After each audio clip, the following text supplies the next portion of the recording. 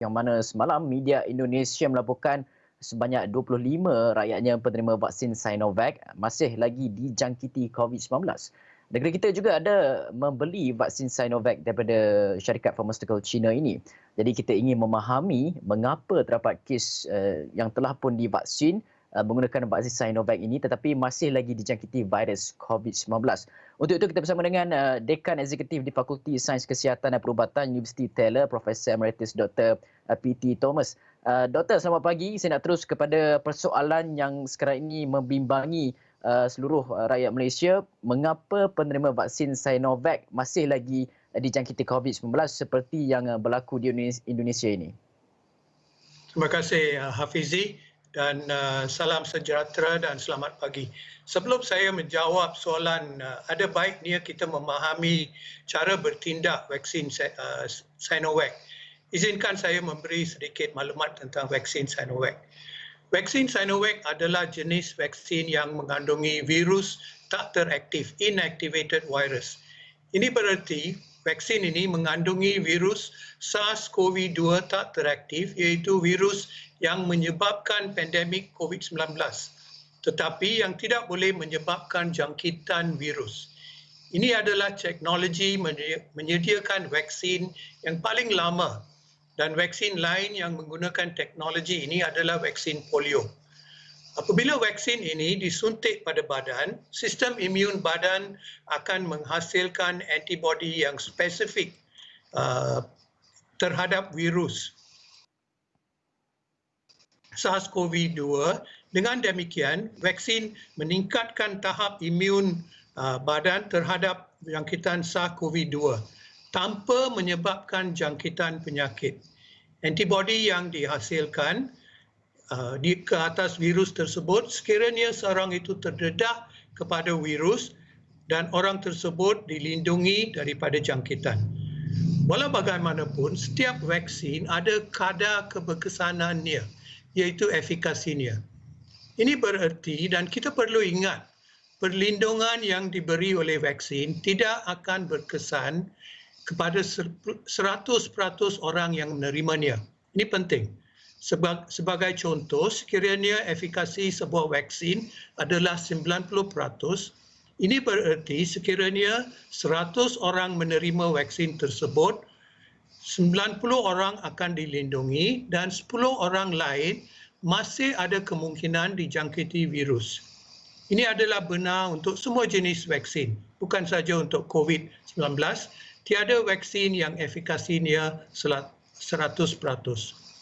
Pada kajian klinikal yang telah dijalankan di beberapa negara, vaksin Sinovac telah menunjukkan efikasi di antara 52% dan 90% apabila diberi dalam 2 dos.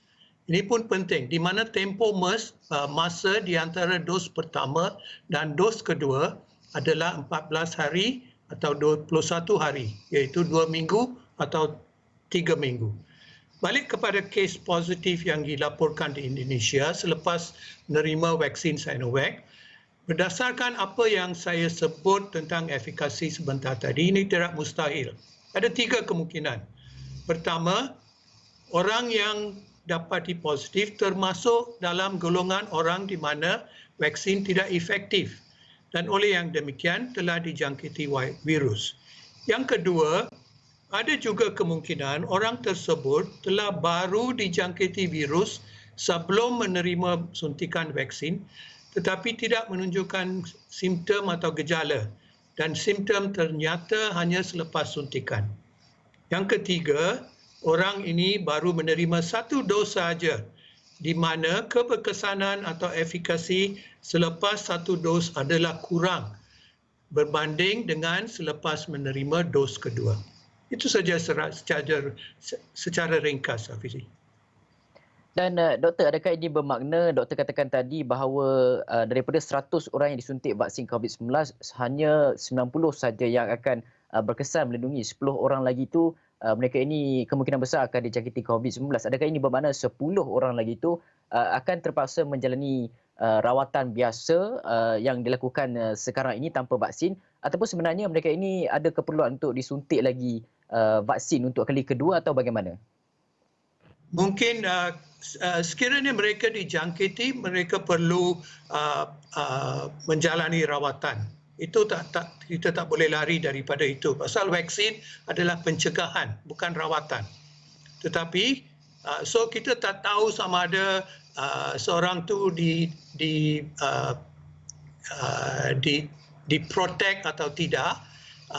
Hanya apabila mendapat jangkitan baru kita tahu. So ini adalah saya bagi contoh 90 dan 100 tu sebagai contoh saja.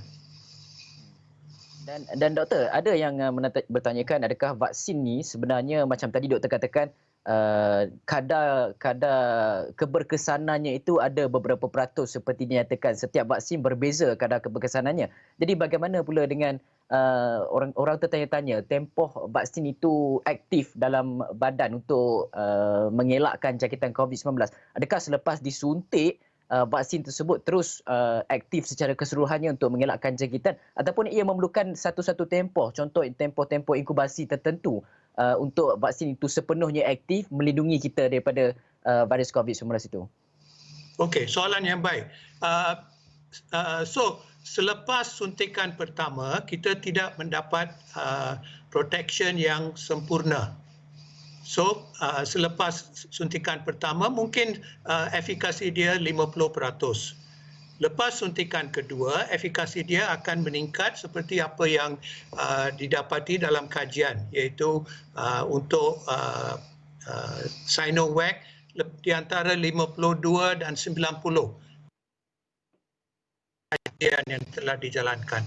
Untuk Pfizer dan Moderna, keberkesanan dia 95 dan 94 macam tu peratus. So soalan, bilakah kita dapat protection yang sempurna? Selepas suntikan kedua, mungkin dalam masa 10 hari selepas suntikan kedua. Berapa lamakah protection tu tahan? Itu kita belum tahu lagi pasal vaksin baru diberi pada orang. Tapi sekarang kita tahu dia boleh memberi defense, boleh melindungi kita sekarang daripada data yang kita dapat sampai sekarang untuk 6 bulan. Tapi as we go along, kita akan dapat lebih data. Okey, baik. Terima kasih Dekan Eksekutif di Fakulti Sains Kesihatan dan Perubatan Universiti Taylor, Profesor Emeritus Dr. P.T. Thomas atas perkongsian pandangan berkenaan dengan vaksin Sinovac yang mana di Indonesia terdapat 25 jangkitan walaupun telah diberikan suntikan vaksin. Manakala kita juga di Malaysia membeli vaksin tersebut dan kita harapkan dapat sedikit sebanyak memberikan pencerahan lebih lanjut berkaitan perkara tersebut.